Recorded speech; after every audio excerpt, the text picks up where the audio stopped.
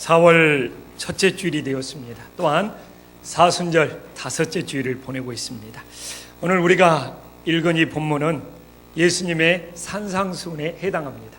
예수님의 산상수훈은 5장, 6장, 7장 이렇게 3장으로 구성되어 있습니다. 그런데 이 예수님의 산상수훈 5장, 6장, 7장을 곰곰이 살펴보면 8이라는 숫자가 계속 나옵니다. 산상수훈을 시작하는데 마태복음 5장에서 팔복으로 시작하고 있습니다. 그리고 마태복음 5장을 살펴보면 산상수훈에 8가지 주제가 나오고 있습니다. 그리고 6장에서 4가지 주제, 7장에서 4가지 주제, 이걸 합치면 또한 8가지 주제가 됩니다.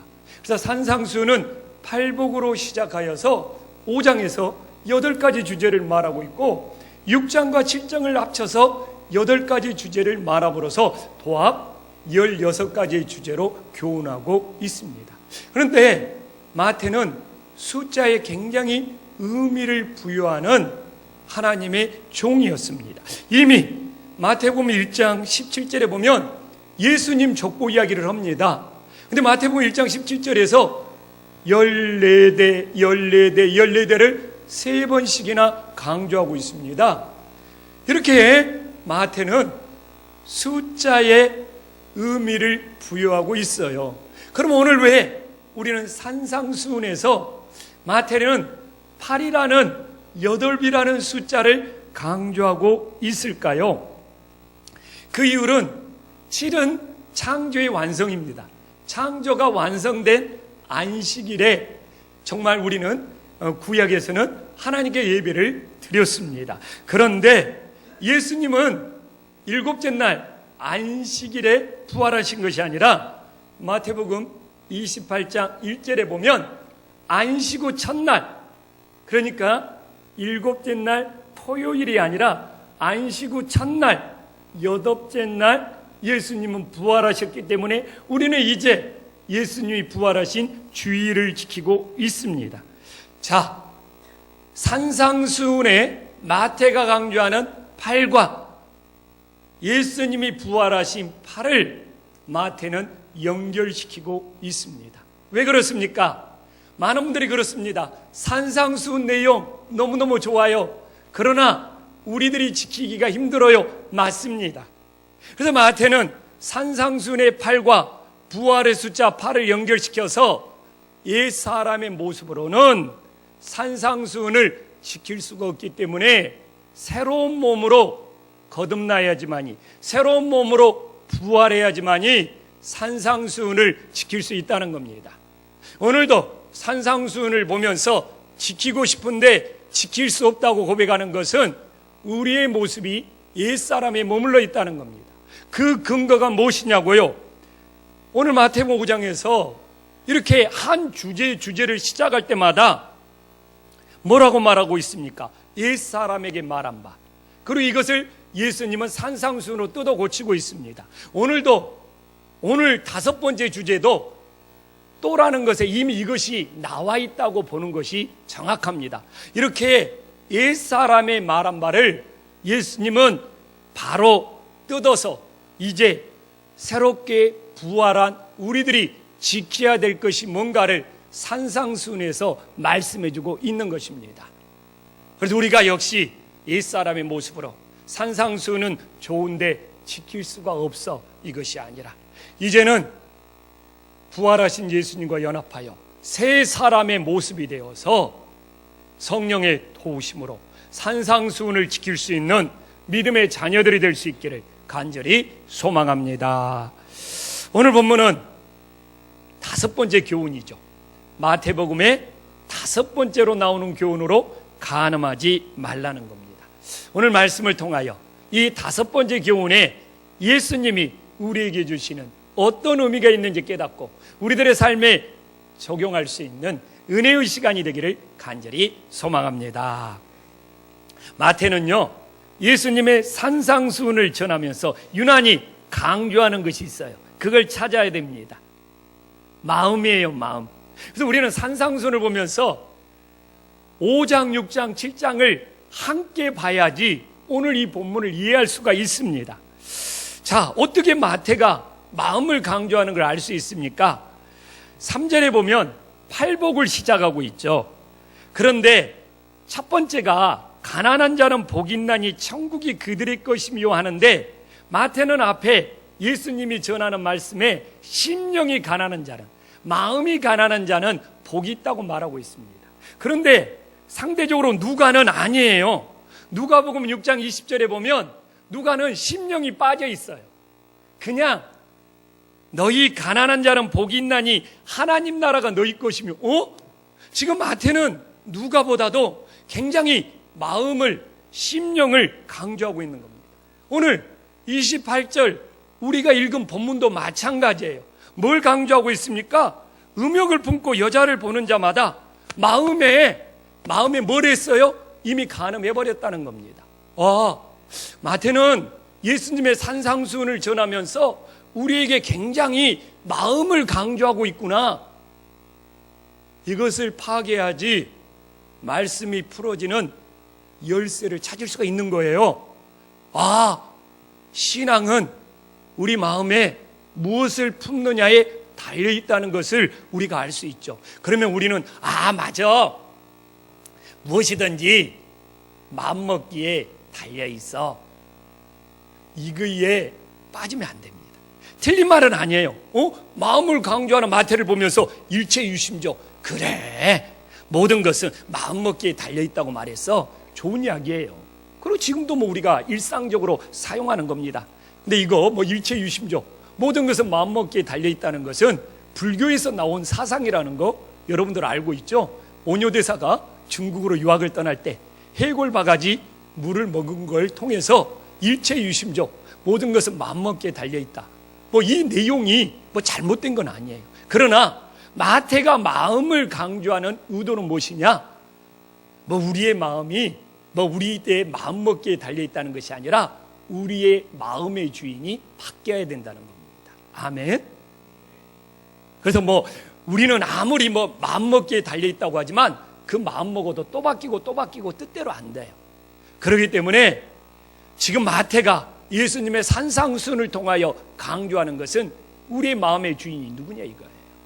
우리의 마음의 주인이 바뀌어야지만, 그래서 하나님이 우리의 마음을 통치하고 다스려야지만이 천국이 이루어진다는 것을 강조하고 있습니다. 제가 산상수훈은 연결해서 봐야 된다고 그랬잖아요. 오늘 이 산상수훈의 16번째 주제에 나오는 마태복음 7장 21절에 보면 이것이 16번째에 나오는 마지막 주제예요. 이 16번째 마지막 주제가 산상수훈의 전체 결론이 나와 있는 거예요. 안 읽어봤으니까, 또 너무 중요한 이야기니까 한 목소리 한번 읽어보겠습니다. 시작. 주여, 하는 자마다 다 천국에 들어갈 것이 아니요 다만 하늘에 계신 내 아버지의 뜻대로 행하는 자라야. 아멘. 그래요. 오늘도 우리가 주여 주여 부른다고 천국에 가는 것이 아니고 내 마음의 주인이 누구? 내 마음의 주인이 하나님이 되어서 하나님의 뜻대로 행해야 된다는 거예요. 우리가 그냥 마음의 주인은 그냥 내 자신이면서 뭔가를 얻기 위해서 오늘도 주여 주여 부르고 돌아갈 수 있다는 거예요. 그러나 마음의 주인이 하나님이 되어서 하나님이 다스리고 통치하여 우리가 어떻게 하나님의 뜻대로 행해야지만이 하늘문이 열리고 천국에 갈 수 있다는 것을 우리들이 말씀으로 다시 한번 확인할 수 있기를 간절히 소망합니다. 근데 말씀이 굉장히 오늘 참 이렇게 은혜로워요. 이제 마태는 마음을 강조했잖아요. 그 다음에는 눈으로 옮겨가고 있어요. 29절에 보면 만일 내 오는 눈이 너를 실족해 하거든 빼어버리라. 이렇게 이제 마음에 무엇을 품느냐가 이제 눈으로 보는 것으로 나타난다는 겁니다. 그래서 마음에 예수님을 품으면 우리는 예수님을 찾고 예수님을 바라본다는 거예요. 근데 마음에 음욕을 품으면 어떻게 돼요? 이상한 거, 야한 거, 음란한 것만 자꾸 바라본다는 거예요. 진짜 맞는 이야기 같아요. 그래서 마음을 강조했던 마태는 이제 그 마음이 우리 눈으로 보는 것으로 나타난다는 거예요. 그래서 우리의 이 눈이 잘못된 것을 보면 우리의 몸이 실족하여 지옥에 간다는 거예요. 그래서 차라리 한 눈을 제거해서라도 천국에 가는 것이 더 유익하다는 거예요. 그래서 신앙생활은 철저히 실족하는 길을 가는 것이 아니라 어떤 것을 희생해서라도 유익한 길, 천국 가는 길을 우리의 눈으로 찾을 수 있기를 간절히 소망합니다. 그러면 우리는 막연하면 안 돼. 도대체 눈이 우리의 몸을 어떻게 실족하느냐를 찾아야 돼요. 근데 산상수훈에 나와 있어요. 자, 마태복음 7장 3절에 눈 이야기가 나옵니다. 어찌하여 형제의 눈 속에 있는 티는 보고 내 눈에 있는 들보는 깨닫지 못하느냐? 이 본문을 보면서 많은 사람들이 이렇게 해석합니다. 형제의 티 같은 작은 죄만 보지 말고 자신의 들보 같은 큰 죄를 빼내야 된다고 해석을 합니다. 맞는 이야기예요. 그러나 오늘 본문을 바로 이야기해서는 어떻게 눈과 들보를 연결시켜야 돼요. 들보의 정확한 의미가 무엇인지를 알아야 돼요. 우리 눈 속에 있는 이 들보가 어떻게 해요? 우리 몸을 실족케 한다는 거예요. 그러므로 내 눈 속에 있는 들보를 빼내야지만이 실족하지 않는 거예요. 이렇게 산상수훈은 연결해서 봐야 돼요. 내 눈에 있는 뭐가 나를 실족케 하느냐? 내 눈 속에 들보가 들어서 나를 실족케 한다는 거예요. 이게 들보가 뭔지를 알아야지 이 내 눈 속에 있는 들보를 빼낼 수가 있는 거예요. 그러나 예수님의 직업을 생각해 봅시다. 목수였던 예수님, 들보나 티를 너무 잘 알고 있어요. 나무로, 우리는 들보가 뭡니까? 이 기둥과 기둥 사이를 이렇게 받침대로 이렇게 들보를 만들어서 그 위에 당시에는 지붕을 씌웠어요. 그리고 여기서 말하는 티는 건축을 지으면서 나무로 일하다가 나무의 티가 눈에 들어가는 거예요. 예수님은 들보와 티를 목수였기 때문에 너무나 잘 압니다. 그래서 눈의 티를 어떤 사람은 빼지 말고 자기 눈에 들보만 빼야 된다고 하는데, 우리가 마태복음 7장 3절, 4절, 5절, 6절을 보면 다른 사람의 눈에 티도 빼줘야 돼요. 맞잖아요.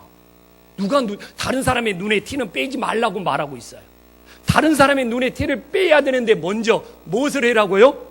내 눈에 있는 들보가 무엇인지를 깨닫고 빼내라는 거예요. 다른 사람의 눈에 나무에 티가 들어갔는데 얼마나 고통스럽고 얼마나 눈물을 흘리겠어요. 그러니까 빼줘야죠. 근데 내 눈에 들보가 있으면 못 뺀다는 거예요. 먼저 들보를 제거하고 빼면 사랑이 되고, 들보를 제거하지 않고 빼려고 하면 비난이나 비평이 된다는 거예요. 그래서 빼지 말라는 이야기가 아니에요. 내 눈에 들보도 빼고 상대방의 눈에 나무의 티도 빼내줘야지 서로 살 수가 있어요. 아멘. 그러면 이제 이 들보가 뭐냐 이거예요. 들보는 기둥을 사이에서 이렇게 빔이 되어서 기둥과 기둥을 연결해서 지붕을 떠받치고 있잖아요. 뭔 이야기입니까? 우리 눈으로 보고 우리 눈으로 판단하는 것이 들보가 된다는 거예요. 그것이 우리를 떠받치고 있다는 거예요. 내 기준으로, 내 자아로, 내 고집으로 다른 사람을 판단하고 평가하는 것이 자기를 지탱하는 들보가 되고 있는데, 그런 들보는 어떻게 무너져 내린다는 거예요. 실족하게 된다는 거예요.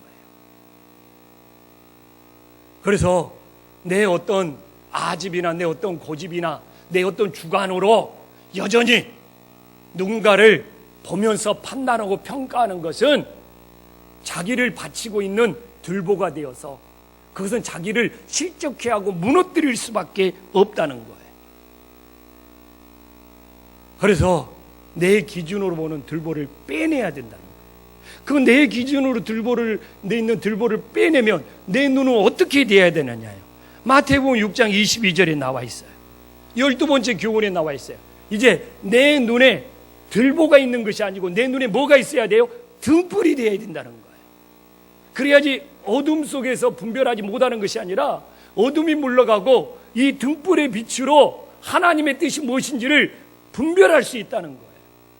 내 기준, 내 아집으로 내 인생을 떠받치면서 바라보는 것은 어둠 속에서 헤매고 있다는 거예요. 그래서 내 눈이 등불이 되어서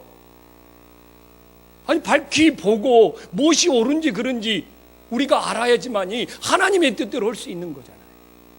그래서 오늘도 내 눈에 들보를 빼내고 내 눈이 등불이 될 수 있기를 간절히 소망합니다. 내 눈의 등불은 뭐예요? 성경에 너무 많은 구절이 나와요. 한 구절만 찾아볼게요. 시편 119편 105절에 보면 어렵지 않아요. 내 눈의 등불은 주님의 말씀이에요. 주의 말씀은 우리들이 걸어가는 이 발의 등이고 내 길에 빛이 되는 거예요. 아멘. 그러니까 내 몸이 넘어지지 않는 거죠. 내 몸이 넘어지지 않죠. 내 몸이 실족하지 않는 거죠. 등불이 비춰주니까 내가 걸어가는 길에 빛이 되니까 이제 정리가 되잖아요. 내 눈의 들보는 내 아집, 내 기준으로 바라보면서 판단하는 거고, 내 눈의 등불은 말씀의 기준으로 바라보고 정말 나아간다는 거예요. 그래서 오늘 이 산상수훈을 통하여 항상 내 입장에서, 내 기준에서, 내 주관에서 바라보고 판단했던 내 들보들을 빼내고 내 눈에 말씀의 등불로 우리들이 바라보고 갈 때 실족하지 않고 우리의 길을 갈 수 있다는 것을 다시 한번 깨달을 수 있기를 간절히 소망합니다. 옆 사람 한번 보면서 오, 들보가 아니고 등불이 보이네요. 한번.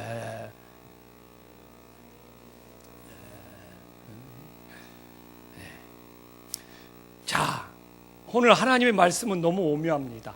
마음을 이야기했잖아요. 마음에 무엇을 품느냐. 눈으로 바라보는 걸 이야기했잖아요. 그 다음에 뭡니까? 손으로 행동하는 거예요. 그래서 이렇게 마음에서 눈으로 바라보고 눈으로 바라보는 것이 이제 손으로 일도 하고 손으로 행동하면서 살아간다는 거예요. 그래서 30절에 뭐라고 말합니까? 만일 내 오른손이 너를 실족해 하거든 찍어내버리라. 내 백체 중에 하나가 없어지고 온몸이 지옥에 던져지지 않는 것이 유익하니라고 말하고 있습니다. 얼마나 오묘합니까? 그래서 마태는 이 마음에서 무엇을 품냐로 시작되어서 마음에 품은 것이 어떻게 눈으로 바라보는 것이 되고 눈으로 바라보는 것이 뭐가 된다고요? 이 손으로 행동하는 것이 된다는 겁니다. 아멘.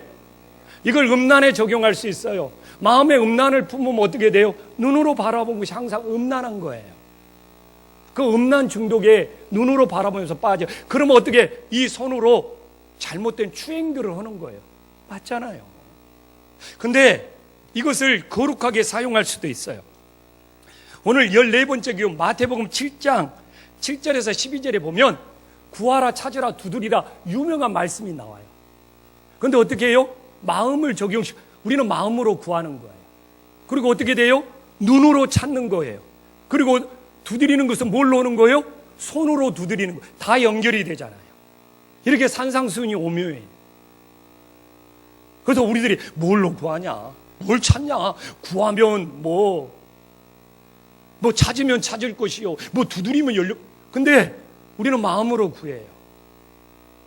하나님의 뜻을 구해요. 그리고 우리 눈으로 찾아요. 길을 찾아요. 그리고 우리 손으로 두드리면서 섬기고 일할 때 열리는 역사가 일어나는 거예요. 예, 그렇습니다.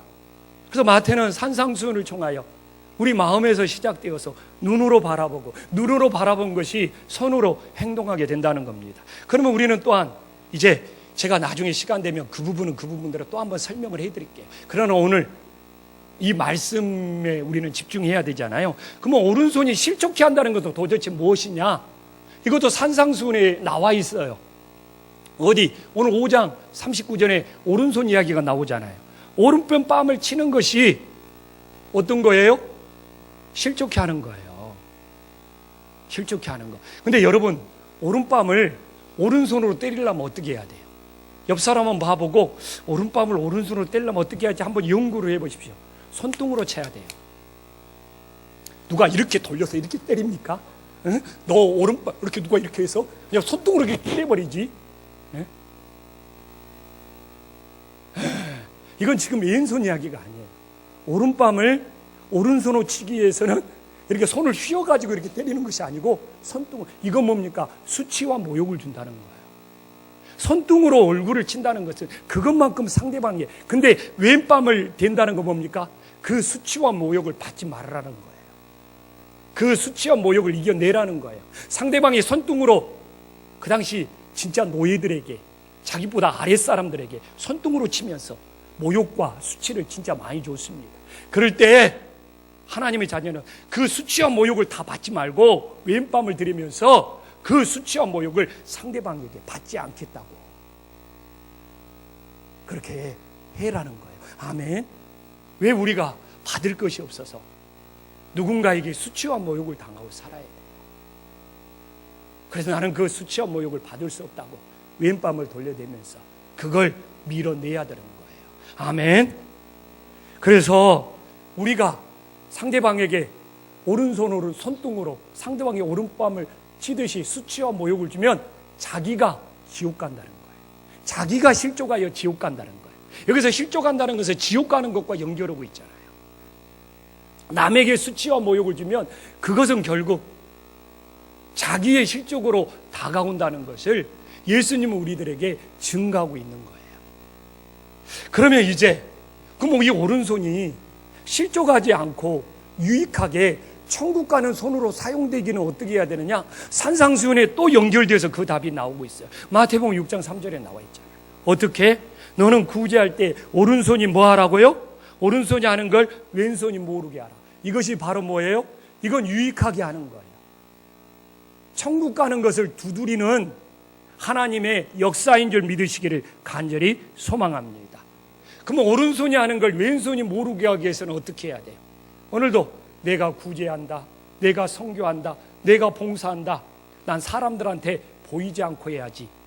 이것도 왼손을 모르게 할 수 없어요. 그렇잖아요. 나 사람들한테 안 보이게 나는 구제해야지. 그 의식, 그 생각이 있다면 어떻게 내 이 몸인데 왼손이 모를 수가 있겠어요? 어떤 거? 내가 선교한다는 생각이 안 들어야 돼요. 선교하면서 내가 구제하면서 구제한다는 생각이 안 들 때 왼손이 모르는 거예요. 아멘. 저는 아직 2단계까지 못 올라갔어요. 우리 김포 한신교회가 선교하고 구제하는데 선교하네, 구제하네. 그래서 저는 늘 그래요. 막 우리 한신교회가 어떤 것을 말로 설명해 달라? 꼭 그럴 필요가 있어요? 여러분들이 느끼면 되는 거지. 느끼면 되는 거지. 그래서 내가 내 아내를 사랑하네, 내 아내를 사랑하네. 오른손이 하는 일을 왼손이 알고 있는 거예요. 섬기고 봉사하는데 그것이 의식되지 않을 때, 그것이 자연스러워질 때, 그 단계가 바로 오른손이 하는 것을 왼손이 모르는 단계가 됨을 믿으시기를 간절히 소망합니다. 여러분, 같은 오른손인데 이 오른손의 행동이 때로는 상대방에게 수치와 모욕을 주고 때로는 상대방을 구제하여 살리는 역할을 합니다. 왜? 같은 오른손인데 이런 일이 일어나겠습니까? 그래서 부탁드립니다. 권면합니다. 산상수훈이 권면이잖아요. 이 오른손이 상대방에게 수치와 모욕을 줘서 내 자신을 실족시키는 인생이 아니라 정말 내 이웃을 구제하여 생명을 살리는 하나님의 손이 될 수 있기를 주님의 이름으로 간절히 소망합니다. 오늘 말씀, 이 산상수훈 전체가 그래요. 사실 마음 같아서는 이 16편을 한 편씩 한 편씩 다룰 겁니다. 오늘 그 한 편을 다루고 있어요. 여러분, 마음으로 구하고 품고 눈으로 찾고 보고 손으로 정말 두드리고 행동하는 것을 연결시킨 이후에 마태는 예수님의 한 가지를 더 추가시키고 있습니다. 마음에도 필요하고 눈에도 필요하고 손으로 하는 것에서도 필요해요. 무엇입니까? 32절에 나와 있어요. 누구든지 음행한 이유 없이 아내를 버리지 말라는 겁니다. 마음으로 하는 일이 이유 없이 하지 말라는 거예요. 손으로 하는 일이 이유 없이 하지 말라는 거예요. 눈으로 바라보는 것을 이유 없이 찾지 말라는 거예요. 너무 음행과 간음에만 빠지면 안 돼요. 이 32절에 이유 없는 우리들의 삶의 모습을 돌아볼 수 있어야 돼요. 아멘. 우리는 이유가 없이 충동적으로, 우리는 이유가 없이 감정적으로, 우리는 이유가 없이 맹목적으로 살아갈 때 그것 때문에 실족하여 넘어지는 겁니다. 오늘도 여러분들은 예배를 드리는 이유가 분명해야 합니다. 우리들이 예수님을 믿는 이유가 분명할 때 유익할 수 있어요. 흔들리지 않고 실족하지 않습니다. 그러나 주님을 믿는 이유가 부족하다면 우리들의 신앙은 흔들리고 실족하여 넘어질 수밖에 없습니다. 그런데 마태는 강조한다고 그랬잖아요. 마음에서 시작된다고. 그래서 우리 마음속에 예수님을 믿는 분명한 이유가 있어야 돼요. 우리 마음속에 예수님을 믿는 분명한 이유가 있으면 우리의 눈은 오늘도 우리 주 예수님을 간절히 찾게 됩니다. 우리 주 예수님을 간절히 바라보게 됩니다. 또 우리 마음에 예수님을 믿는 이유가 있으면 우리의 눈은 예수님을 바라보고 우리의 손은 뭐예요? 예수님을 섬기고 예수님께 봉사하는 거예요. 아멘. 그래서요, 우리들이 영적 싸움에서 승리할 때는 이 마음에서부터 이유가 분명해야 돼요. 우리 가정도 똑같습니다. 내가 내 아내하고 살잖아요. 내 아내와 사는 이유가 분명해야 돼요. 내 아내와 사는 이유가 분명하지 않기 때문에, 부부가 서로 사는 이유가 확실하지 않기 때문에 가정이 흔들리고 가정이 넘어지는 거예요. 내가 내 아내와 사는 이유는 무엇입니까? 창세기 2장 20절에 나와요. 돕는 배필이 없으므로. 이 돕는 배필이라는 뜻이 뭡니까? 상대방의 부족함을 메꿔준다는 거예요. 하나님이 저에게 아내를 보내주신 것은 뭐예요? 내 아내 부족한 점을 메꿔주기 위해서, 채워주기 위해서. 하나님이 나를, 내 아내를 만나게 해주고 보내주는 이유는 내 아내의 부족한 점을 채워주기 위해서. 이럴 때 우리 아내는 크게 아멘을 해야 되는 거예요. 네, 그렇습니다. 내가 완전해서 만난 것이 아니에요. 서로 부족해요. 근데 부부라는 것은 돕는 배필이에요. 서로 부족함을 채워주는 것이 우리들이 함께 살아가는 분명한 이유가 되어야 한다는 겁니다. 지난주 20년 만에, 20년도 더 됐죠, 신학교에 입학한 정말 가장 친했던 동기들을 만났습니다. 미국에서도 오고 제주도에서도 오고 정말, 그래서 저는 날밤을 못 세우는 스타일인데 하룻밤 지새우면서 정말 좋은 대화들을 나눴습니다. 한참 대화를 나누는데 그런 질문을 저한테 하는 거예요. 야, 조 목사, 너는 목회하는 이유가 뭐야? 근데 갑자기 머리로는 안 떠오르는 거예요. 또 뭐 동기들한테 막 머리로 지식적으로 뭘 설명하려고 하니까 안 되는 거예요.